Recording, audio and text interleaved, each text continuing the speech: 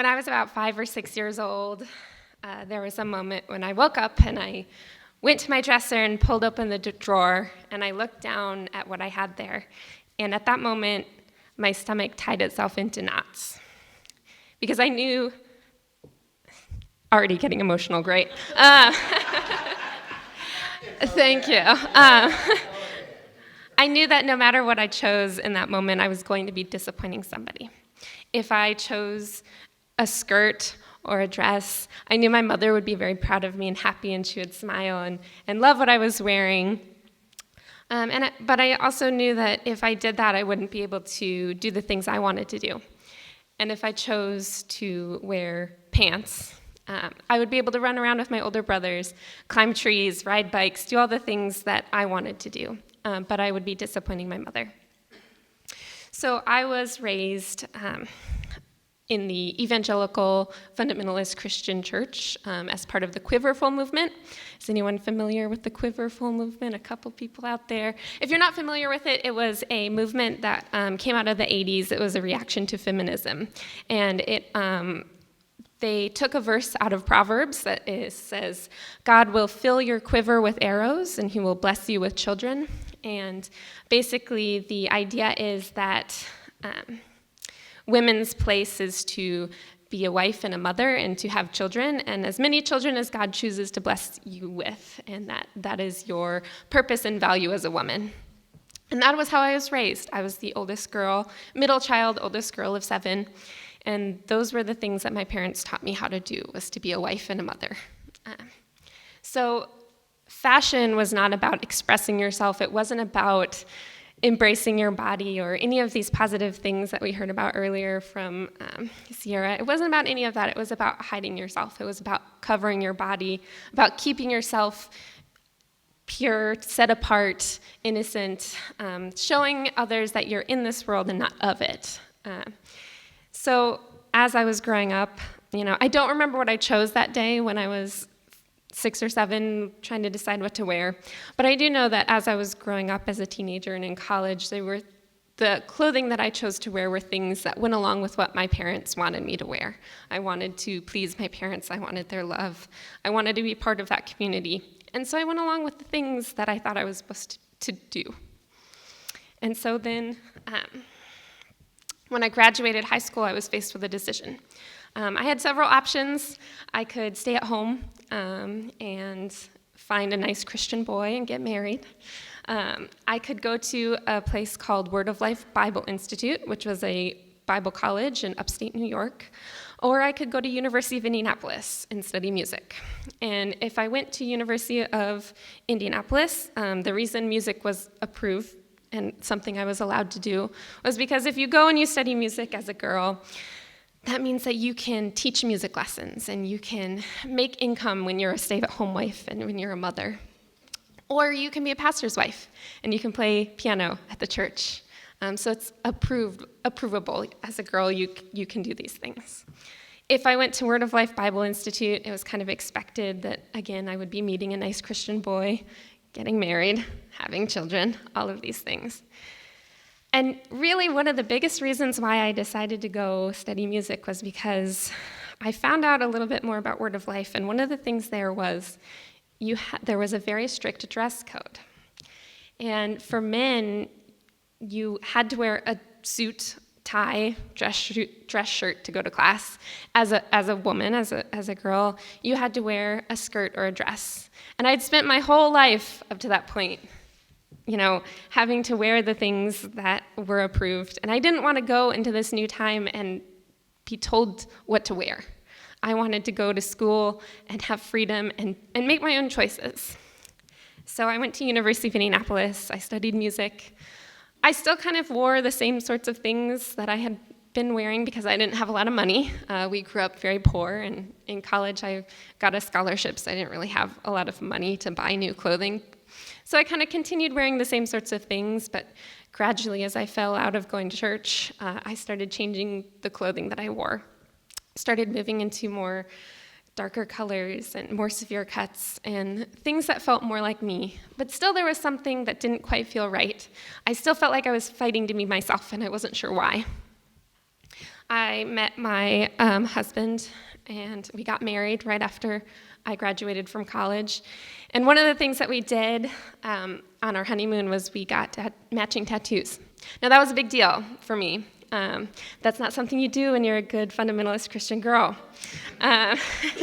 And I thought long and hard about it. And, there's a verse in Leviticus that talks about how, when you mark your body, that's something that idolaters do. That's something that people who are not following the Lord do. And so it's something that is kind of a big deal still to this day. And one of the reasons why I decided to get a tattoo was I still kind of had this aura of the good Christian girl clinging around me. It's what I knew, it was what I was comfortable with. And I wanted to get a tattoo because I felt like I was controlling the way that people would perceive me. So I sent an email to my parents. I was like, we went on our honeymoon, it was great, got a tattoo. Sorry. And my mother emailed back and she said, well, I'm disappointed. But at least it wasn't a stereotypical tattoo, like a skull and crossbones or a dragon. So if any of you have a stereotypical tattoo out there, I'd love to see it. I've never seen one before, so no. So that was kind of funny. So I had moved away from a lot of the way of how I was raised, and I was married, living on my own, all these things. But still something didn't feel quite right, and I wasn't quite sure what that was. And, I started working an office job. I was buying clothing. I had money for the first time in my life. I was buying new things, wearing a lot of business casual things. And my friend Julia, actually, who's here today, she organized a viewing of the fashion documentary, The True Cost, and invited me to come along. Now, I knew nothing about fashion. I think I knew a lot about like skirts and culottes and denim skirts and those sorts of things. So I decided to go along because I wanted to support her. And I went and watched it, and I really was struck by this documentary because it talked a lot about the impact of the clothing that we put on our bodies.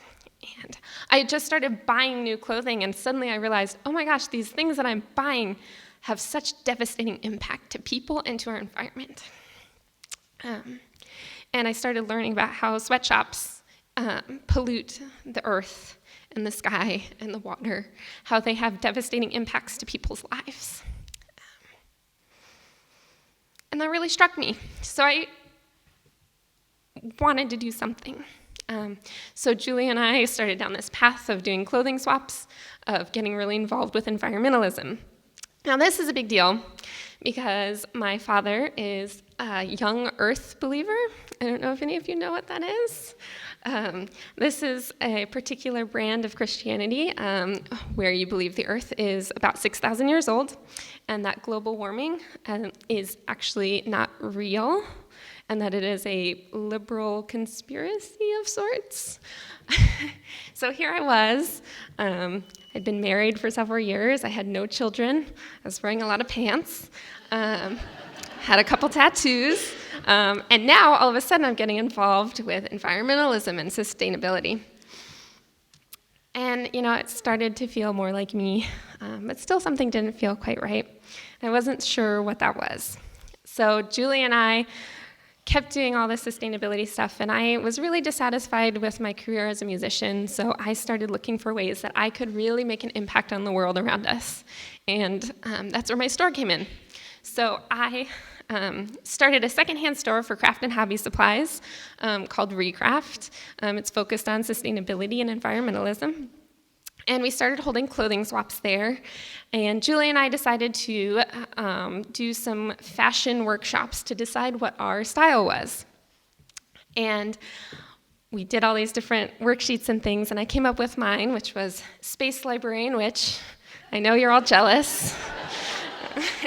You can have that. It's okay. You can do it too. We can be Space Librarian Witches together. And that felt really good. And I cleaned out my whole closet, and I got rid of all the clothing that didn't feel like that. And it felt like me. But still there was like this little thing. I wasn't sure quite what was going on, why I felt like I was still fighting to be myself. And then I fell in love with a woman and realized I'm gay.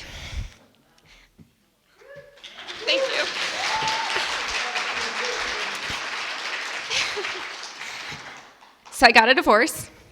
I moved out. I came out to my parents. I came out to my friends.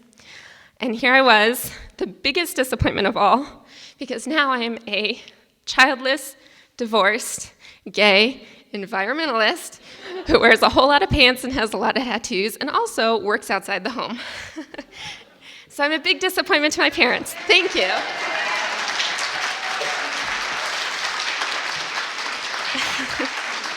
Thank you. So big disappointment all around. But the thing about it is that despite being a huge, huge disappointment, I still carry a lot of the things that my parents taught me.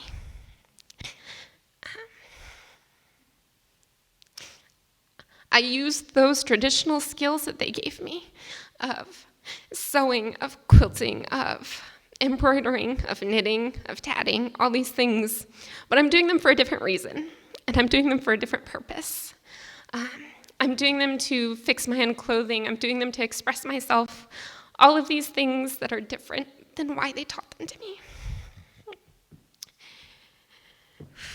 And now, when I go and I open up my closet drawers and I look at the things that I don't have that feeling that I'm fighting to be myself anymore. And I'll just leave you with this last thing. One thing my mother said to me when I came out was, we want what's best for you. We want God's best for you.